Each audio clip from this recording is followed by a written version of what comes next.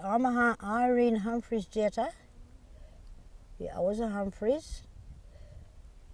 My grandfather was Bill Humphries, Susan White. My father was Ernie Humphries and Gertie Bennell. And I was born in Calabarin, out of Calabarin, on the During Mission, when my grandfather Bill picked that place, when the Nyungas had to move out of Calabarin. I was the first baby born there in 1928. Right? Yeah, I come from the Humphrey family and the Bennells. Really, I'm from Calabarin. I know all about Calabarin, During. I only lived here for 40 years now.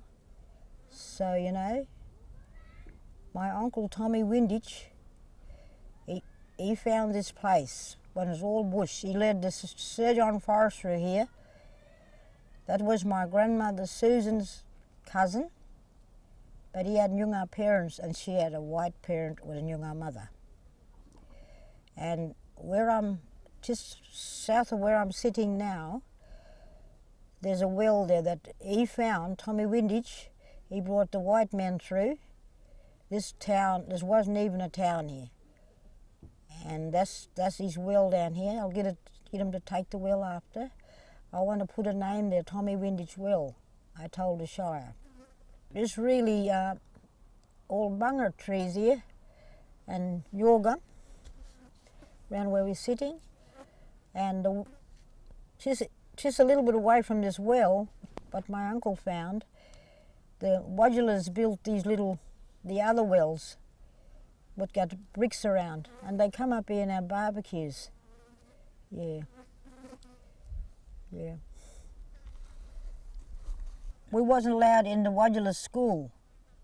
So I was 10 years old when I started school.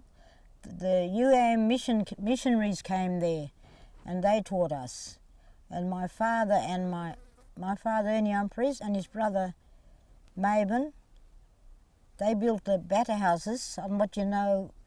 They made they mixed the dirt in little wooden things to make the bats. They was like little bricks, but bigger than bricks.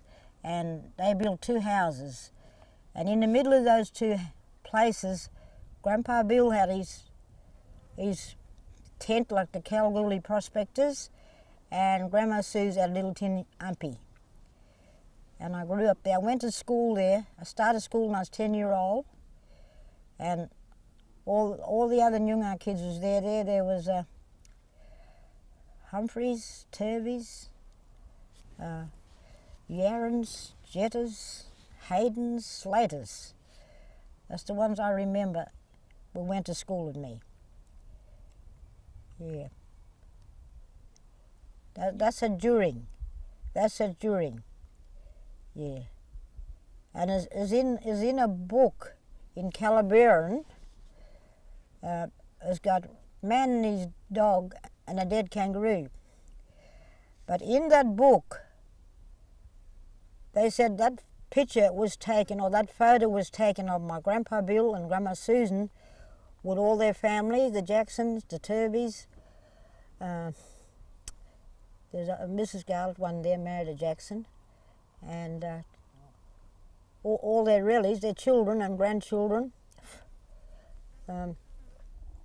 They said that photo was taken at During. That wasn't taken at During. My mum and dad told me that was taken at Scandon Street, just up from the town there. That photo was taken, that old photo. And Brother Cliff was born 1910. He said he's 12-year-old when the last corroboree was down here. He's 12-year-old. And the people didn't wear what they wear today. They had jeans on. And they painted their bodies with this white oak or something, white, yeah. And this was the last corroboree, because he was born in 1910, but he said he's 12-year-old when he saw the last corroboree. I reckon the country stay healthy. They might have cleared too much land, because I worked with my mum and dad. Cleared the land, Grandpa Bill. They cleared, cutting down. They only had horses, horse and carts. And then they got the old T-model Fords and all that stuff. And got into the later ones, old Buicks and Ops and all them sort of stuff. Yeah. And just cleared the land. That's what they did.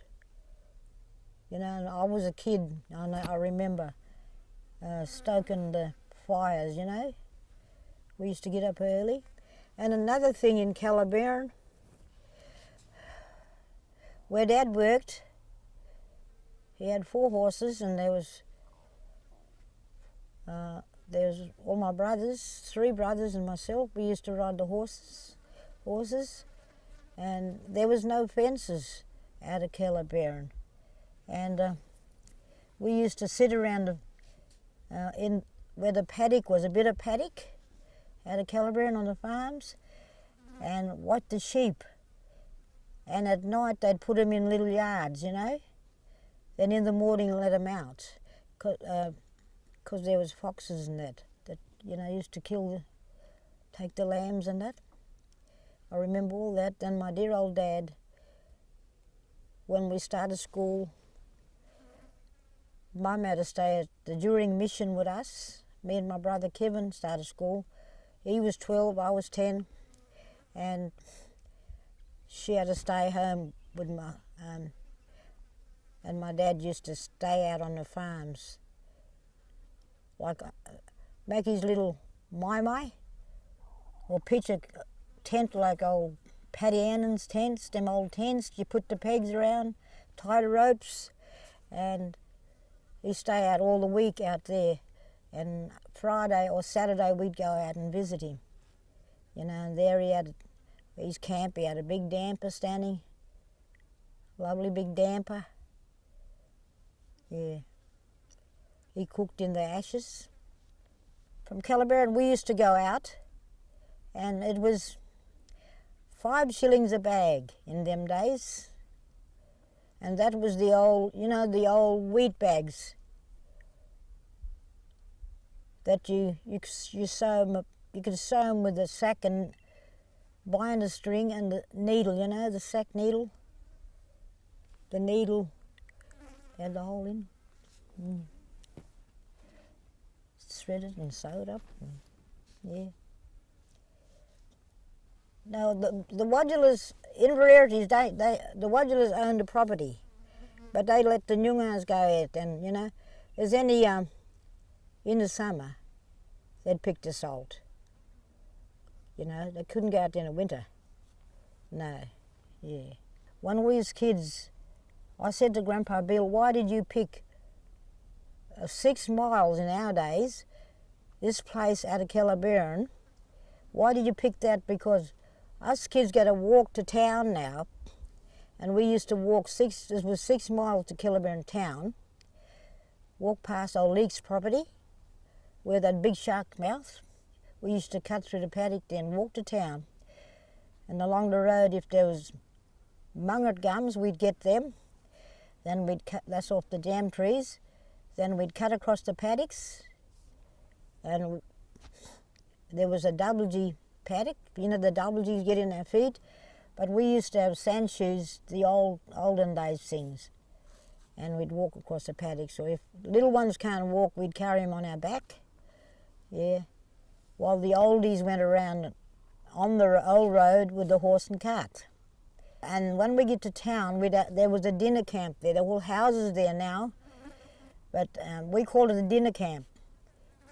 And they'd tie the horses up there in the yards, and then we'd walk down to town.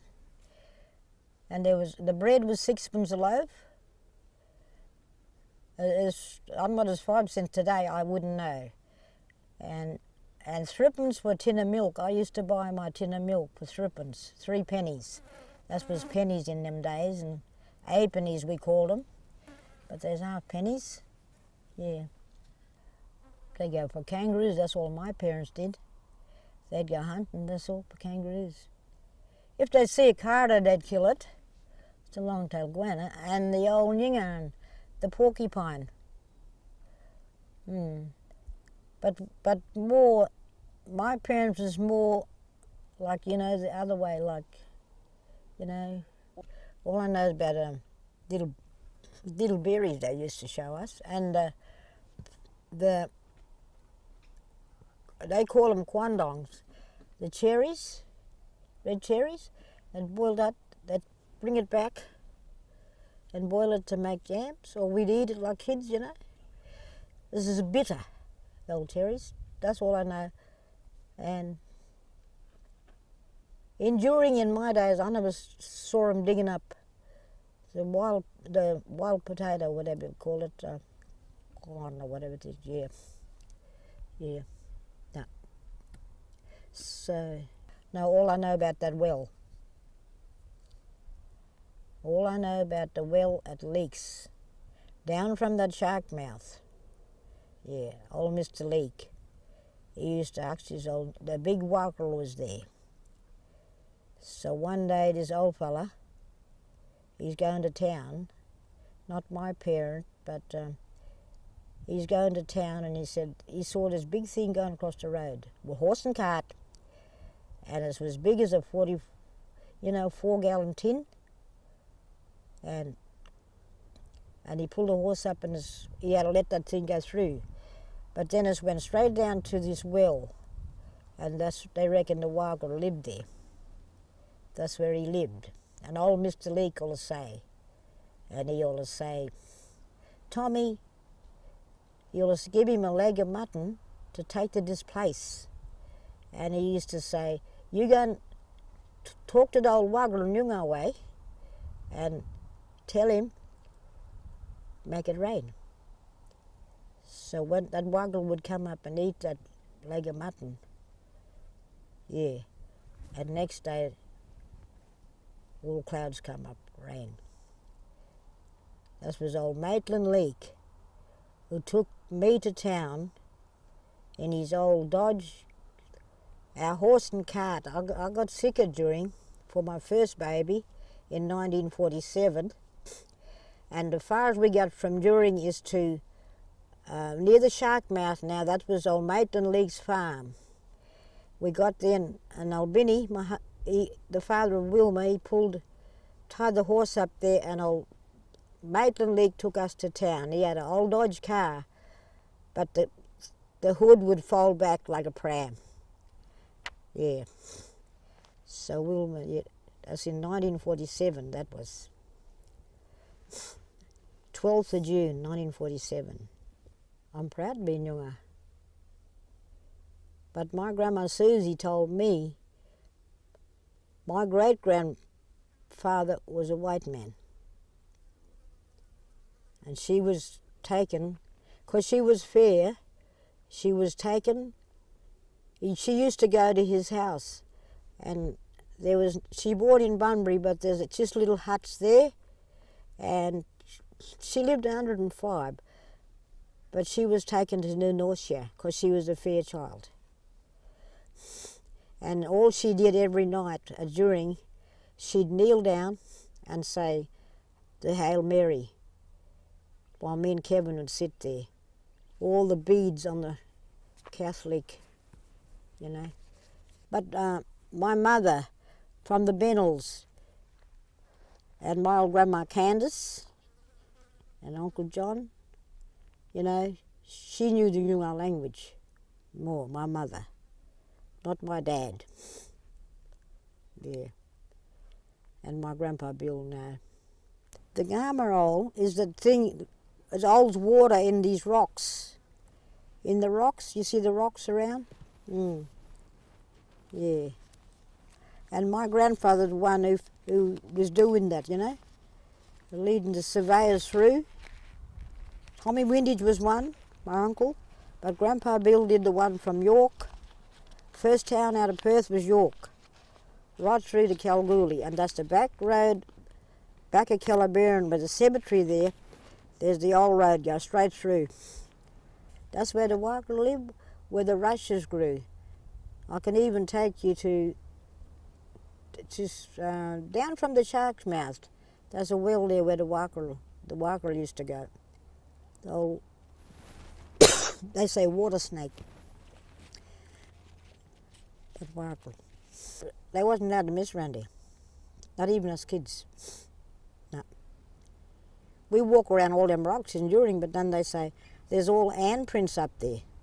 A woman wasn't allowed to go in them caves in them days. My mother went up there and a bone slipped out of down here, because they got all white hands. My dad and mum went up up from where we used to go to school. I don't know what they showed you fellas, where the school was enduring, and there's a cave up there, all handprints. We didn't have a clue where those handprints came from, but there's one black handprint there. One black handprint. I don't know. And Mum went in there and a little bone slipped out of an ankle, because they said she wasn't allowed to go in there. But she didn't go crippled, no. Well, they reckoned that was, women wasn't allowed there. It was men's thing, I don't know. But we don't go back that far. See. Us kids would play all over the rocks there. My son even Trevor, he went down in the Shark's Mouth down the throat. And he, not through the front way, he came up the back way. Yeah, yeah.